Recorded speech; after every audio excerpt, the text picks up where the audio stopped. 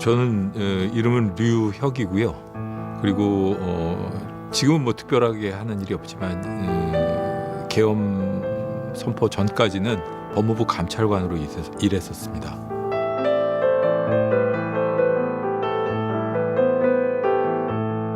법무부 감찰관은 주로 대부분의 경우에 이제 검사 출신들이 임용이 되어 왔는데요. 저는 총 검사 생활을 했던 기간은 한 22년 정도 되고요. 2019년 8월에 그때 당시에 이제 검찰 고검 검사급 인사에서 한 100여 명이 갑자기 옷을 벗은 적이 있었는데 그때 일단 그만뒀었습니다. 제가 그 검사의 직을 그만두고 변호사 생활을 하려고 하고 있었는데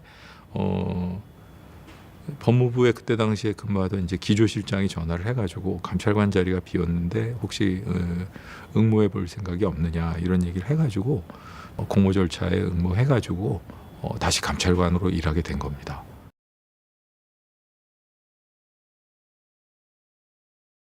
그때 당시 기조실장이 저한테 쉬운 일은 아닐 거라고 얘기는 했습니다.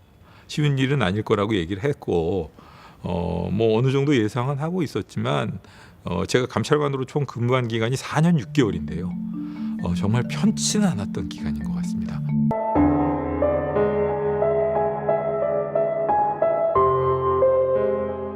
윤석열 씨 대통령 되고 나서 내세웠던 게 공정과 상식이거든요.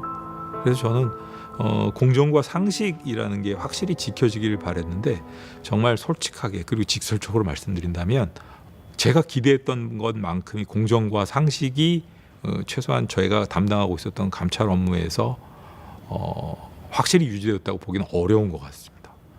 어떻게 보면은 그 감찰권 행사의 주체만 바뀌었을 뿐이지 제가 겪었던 상황 그리고 심적으로 괴로웠던 상황은 큰 차이가 없었습니다. 그 점이 저는 좀 아쉽습니다. 조직이 활력을 유지할 수 있도록 그리고 조직이 건전해질 수 있도록 계속 지켜보는 것이 감찰 업무지 자기가 싫어하는 사람, 자기가 미워하는 사람 이런 사람을 속아내고 트집 잡아가지고 괴롭히고 힘들게 하고 이러는 게 감찰 업무는 아니라고 보는데 그런 점에 비추어 보면 윤석열 전 대통령이 취임하고 난 이후의 상황도 그렇게까지 편하진 않았습니다. 그렇기 때문에 제가 4년 6개월 감찰관 생활이 그렇게 쉽지만은 않았다고 말씀드리는 거고요. 예. 근데 다행히 같이 일했던 그 후배 감찰 담당관이나 이런 분들이 중심을 잘 잡아줘서 그나마 조금이라도 좀 욕을 덜 먹을 수 있지 않았나라는 생각이 듭니다. 고맙게 생각합니다. 그 점에 대해서. 예.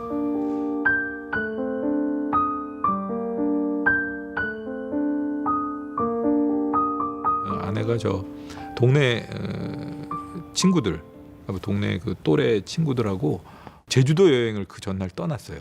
그래서 새벽에 제가 공항 나가는 거 마중도 해주고 그리고 나서 이제 그날 보내고 그 다음 날도 아침부터 애랑 다 챙겨서 밥 먹고 저녁 때 퇴근해서 퇴근도 일찍 했죠. 일부러 약속을 안 잡았습니다. 집에 와서 밥 같이 저녁 같이 먹고 뭐 정리할 거 정리하고 그리고 나서 제가 아침마다 운동을 나가니까 아침에 미리 입고 나갈 옷 정리해 놓고 잠자리에 들었거든요. 그게 한 10시 무렵입니다. 그래서 잠이 막 들었습니다. 근데 애가 와가지고 저를 깨우더라고요.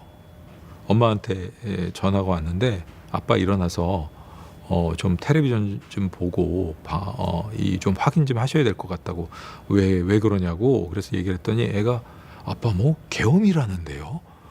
이거 어떻게 되는 거예요? 이렇게 물어보길래 아유 그럴 리가 있나 지금 뭐 그게 말이 되겠어? 그래서 잠이 들 깨 가지고 제가 나가서 텔레비전을 보기 시작했는데 방송을 보기 시작했는데 어느 방송인지 기억 안 납니다. 그냥 뭐 일단 틀고 봤는데 윤석열 전 대통령이 계엄 선포 계엄 선포 그걸 하는 장면이 계속 방송되고 있었습니다. 야 이게 진짜구나. 진짜 계엄을 했구나.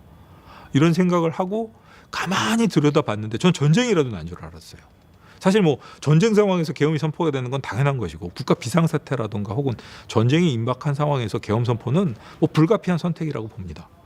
그런데 가만히 들어보니까 그런 내용이 아니거든요.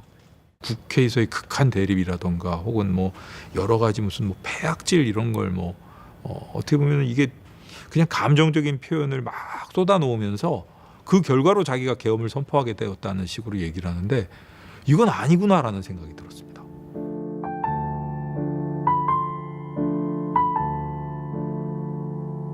법무부에서도 뭔가 이제 당연히 후속 조치가 있지 않을까 싶어서 법무부 실국장들끼리 이렇게 연락을 주고받는 단톡방이 있습니다. 그 방에 들어가서 제 휴대폰을 열어보니까 실국장들도 막 당황해가지고 이게 무슨 일입니까?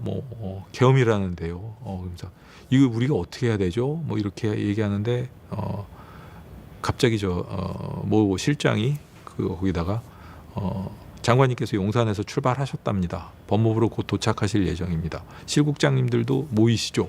이렇게 메시지가 와서 좀 차분히 생각을 하다가 제가 애한테 아빠 오늘 그만둬야겠다. 사표 내야겠다. 아빠는 도저히 이거 납득이 안 된다. 그래서 사표 내야겠다. 이렇게 얘기를 하고 이제 막 옷을 챙겨 입기 시작했거든요. 그랬더니 이제 애가 걱정이 됐겠죠. 아빠 큰일 날 것 같은데 가지 마세요. 차라리 안 가시는 게 낫지 않겠냐고 말리기도 하고 애를 썼죠. 그러다가 이제 제가 말을 안 들으니까 지 엄마한테 전화를 해가지고 이제 제가 막 나가려고 그러는데 저를 막 바꿔주더라고요. 그래서 제가 전화를 받았죠. 이러저러해서 사표 내려고 한다. 뭐 이렇게 그만둘 줄 몰랐는데 오늘 그만둘 날이 맞나 보네. 뭐 그래서 나가려고 하는데 집사람이 했던 말이 절대로 화내지 말고 차분하게 그냥 아주 그냥 무덤덤하게 얘기하고 나오라고 신신당부를 했습니다. 어쨌든 신신당부를 했는데 결과적으로 말해서 지키지는 못했습니다. 제가 지키려고 애는 썼는데 잘 지켜지진 않더라고요.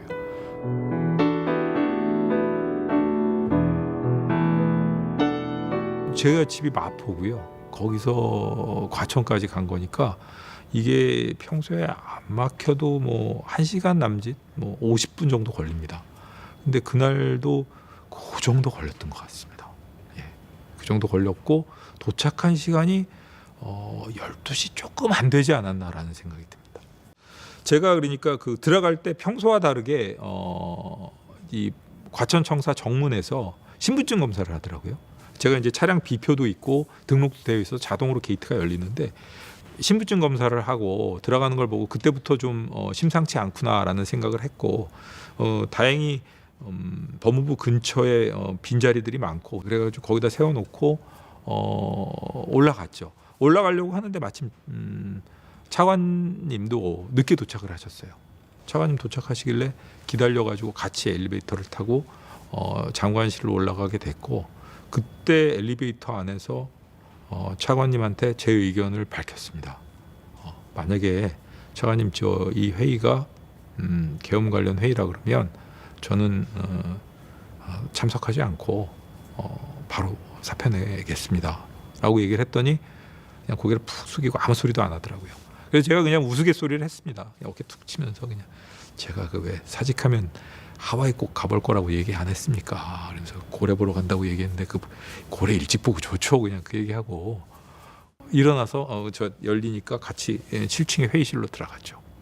실국장 그리고 주요 주무과장 몇 사람이 한 14명 요 정도가 앉아서 회의하는 테이블이 있는데 그날은 그때 그 인원보다 좀 많았어요. 더. 거기 앉아있던 그 실국장이 아닌 과장 이런 사람이 자리를 벌떡 일어나갖고 저한테 자리를 양보를 해주더라고요. 그래서 제가 앉지도 않았습니다. 그냥 앉는 것보다는 장관님께서 그때 당시에 무슨 말씀을 열심히 하고 계셨던 것 같은데 제가 말을 끊었어요. 장관님 근데 이게 계엄 관련 회의입니까? 하고 물었더니 네 그래요 하고 이렇게 얘기를 하길래 저도 뭐 당연히 내내 생각을 하고 갔던 게 있으니까 그렇다면은 전 이 회의에 참석할 생각이 전혀 없다고.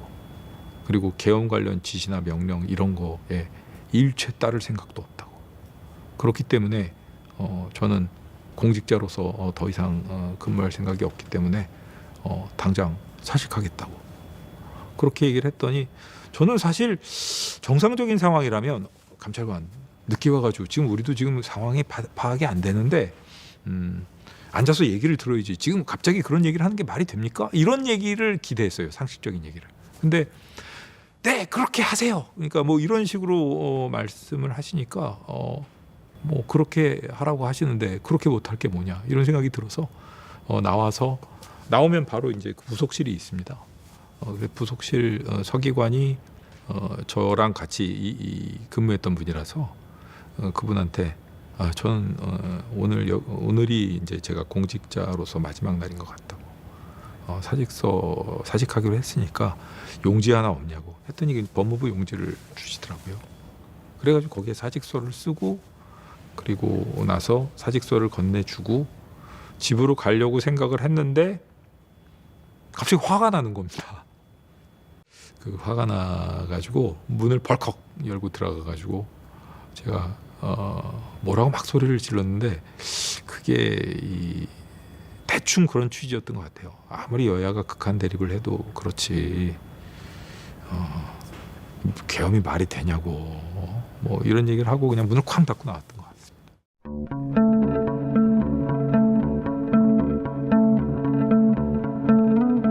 내려와가지고 1층으로 내려왔는데 공무원들이 계속 들어오고 있었습니다. 그때도 계속 들어오고 있었고 나와가지고 이제 그 차를 몰고 정문을 나섰는데 차들이 그냥 뭐 헤드라이트 불이 쫙하게 그냥 일렬로 늘어서 갖고 하나하나 들어오고 있고 저만 차를 거꾸로 몰고 나가는데 정말 이게 현실인가라는 생각도 들고 여러 가지로 좀 실감이 나지 않았던 그런 상황이었던 것 같습니다. 예. 집에 겨우 도착해가지고 들어오니까 애가 문을 잠그면서 지 엄마한테 전화를 하더라고요. 그래서 통화를 했고 어떻게 잘했냐고 그래서 조용히 그냥 사표 내고 왔다고 얘기를 했죠. 문팡한 거 얘기는 안 했습니다. 그건 얘기는 안 하고 그냥 조용히 사표 내고 왔다라고 얘기를 하고 자려고 안방에 있는데 흥분이 돼갖고 잠이 안 오는 거예요. 그때 막 제가 그 페이스북에다가 최소한 관뒀다는 얘기는 해야겠다 싶어가지고 오늘 법무부에 사직서를 내고 제출하고 왔습니다. 이런 식의 글을 하나 올렸거든요. 그랬더니 바로 SBS 임찬종 기자님 그분한테 연락이 왔어요. 페이스북 메신저 왜 이걸 있지 않습니까? 그걸로 연락이 왔어요. 어떻게 생각해요? 저는 이런 말도 안 되는 계엄은 내란이 아닌가 싶은데요. 그거 그래 써도 됩니까? 그러길래 좀 고민했던 것 같습니다. 그래서 쓰세요. 그냥 그리고 전화를 끊었죠. 그 다음부터는 뭐 잠을 못 자고 계속 기자분들한테 연락도 오고 항의해서 사표 낸 거 맞냐 뭐 이런 거 연락 오고 그랬는데 그때부터 그렇게 해가지고 그 다음날 저녁 11시 될 때까지 잠을 한숨도 못 잤습니다.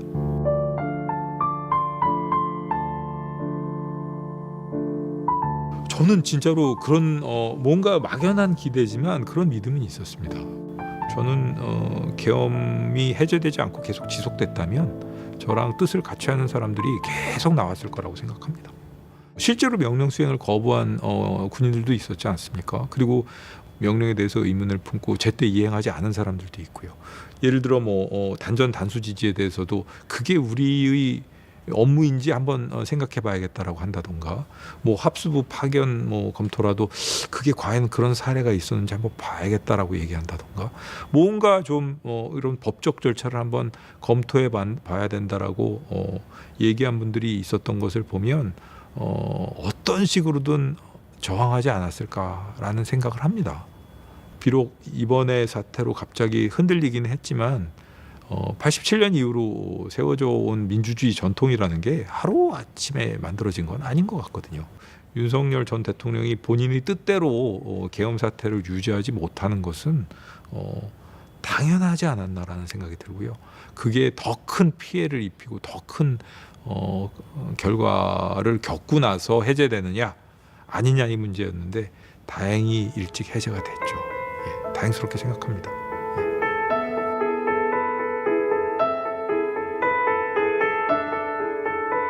공무원 조직 체계에서 내려지는 명령의 대부분이 수긍할 수 있는 범위 내에서 내려지는 명령들입니다.